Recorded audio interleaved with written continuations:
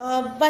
ఏమన్నా ఊపుతుందా? ఇటు ఇన్‌స్టాగ్రామ్‌ని, యూట్యూబ్‌ని రెండిటిని ఇరుకుపో బాట్లు ముగ్గురు అమ్మాయిలు ఊపుతారు చూడండి అట్లాగా ఊపుతుంది. ఈ పాటికే మీకు అర్థమైపోయి ఉంటుందండి. అదే బాయిల్డ్ ఎగ్ ఆమ్లెట్ అండి. సో, ఒక క్యూరియాసిటీగా అయితే నేను ట్రై చేశాను వస్తుందా రాదా అని చెప్పేసి. బట్ ఓకే వచ్చింది. కొందరు వచ్చిందని మెసేజ్ పెడతారు, కొందరు రాలేదని మెసేజ్ పెడతారు. ఇంత ట్రెండ్‌లో ఉన్నప్పుడు మనం ఎందుకు ట్రై చేయకూడదని చెప్పి చేశాననమాట. టేస్ట్ విషయానికి వస్తే ఆమ్లెట్ తిన్నట్టే ఉంది కానీ ఎగ్ పఫ్ తిన్నట్టు అయితే లేదండి. బట్ ఓకే అనమాట. సో మీరందరూ ట్రై చేసింటే మీకు ఎలా వచ్చింది అనేది కామెంట్ సెక్షన్లో కామెంట్ చేయండి, ఓకేనా.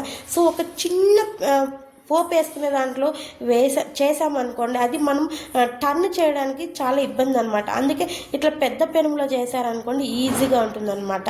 సో నేను చెప్పినట్లు చేసినట్లయితే మీకు కూడా వస్తుందండి. ఆయిల్ వేసి అది బాగా హీట్ అయిన తర్వాత బాయిల్ చేసుకున్న ఎగ్ని ఆ తర్వాత మనం పగలగొట్టి కొన్న ఎగ్ని రెండింటిని వేయాలన్నమాట. దానిపైన ఆనియన్స్, టమాటా అండ్ కొత్తిమీర కూడా వేసాను. బట్ ఓకే బాగా వచ్చిందనమాట.